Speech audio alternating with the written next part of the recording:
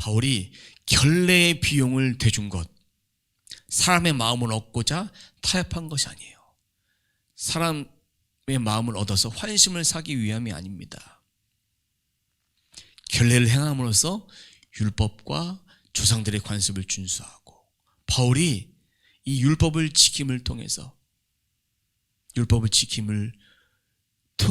이것이 거짓 소문이라는 것을 보여주기 위함입니다. 바울이 왜 율법 조문을 지켰을까요? 더 많은 그리스도인들이 주께 돌아오게 하기 위해서. 복음을 전할 때 본질적인 부분은 바뀔 수 없습니다.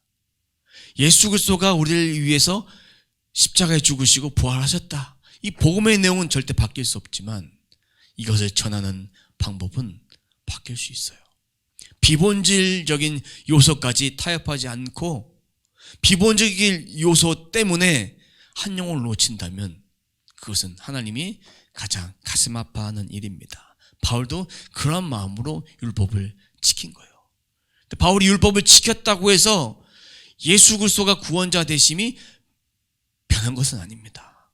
바울이 예수님 만나기 전에는 율법 조문을 따랐던 똑같은 사람이었지만 예수님 만나고 나서 율법의 완성자 되신 예수님이 구원자 되신다라는 이 사실은 변함이 없었어요. 우리도 마음밭에 받아야 될 것은 우리의 신앙이 매일매일 좋을 수는 없습니다. 매일매일 뜨거울 수는 없어요. 성령 충만 받아서 매일매일 뜨거운 삶을 살아가야 되지만 실족할 수도 있고 넘어질 수도 있습니다. 그렇지만 이 상황 때문에, 내가 흔들리는 것 때문에 주님이 안 보이거나 주님이 없거나 믿음이 잃어버릴지 모르지만 주님은 항상 계신다. 어디에? 우리 마음속에, 우리의 영혼 속에 항상 계신다.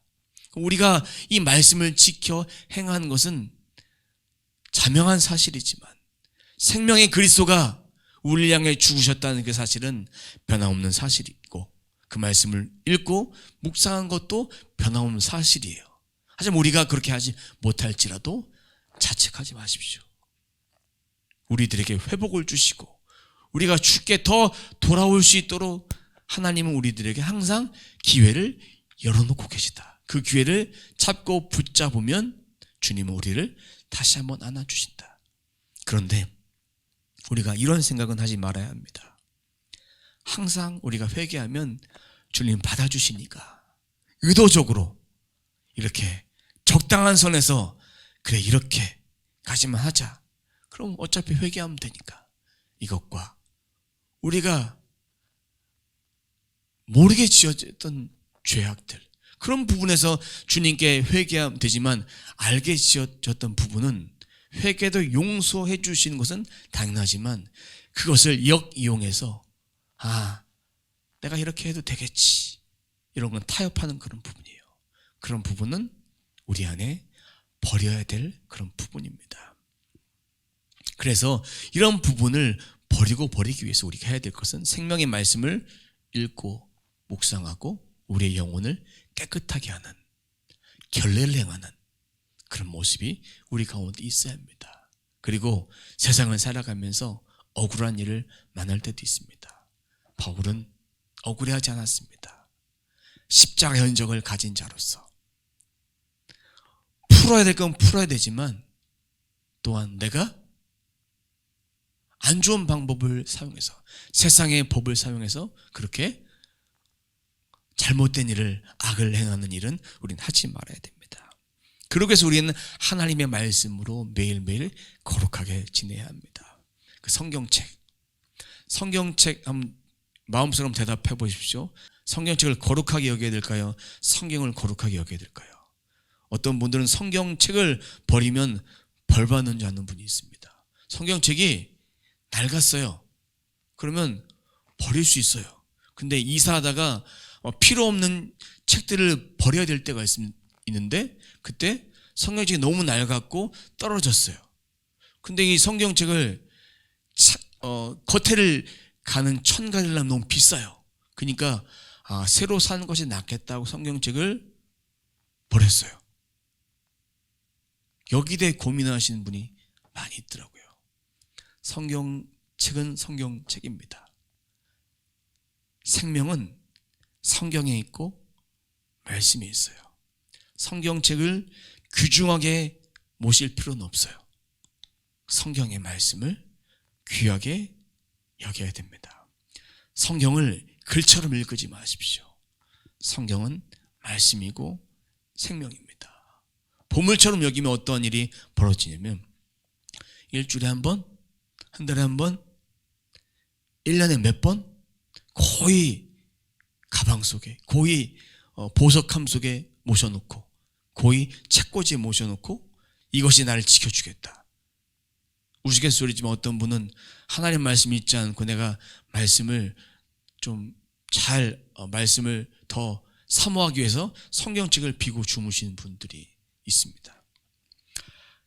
성경은 어디서나 꺼내놓고 읽는 말씀이에요. 성경은 깨끗하게 보실 필요 없습니다. 지저분하게 봐서 또 사서 읽고 그렇게 한다면 값진 거예요. 나만의 성경책.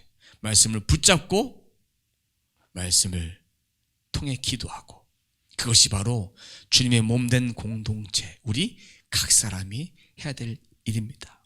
바울은 주님의 공동체를 사랑했습니다. 그 증거가 하나가 되기 위해서 힘썼습니다.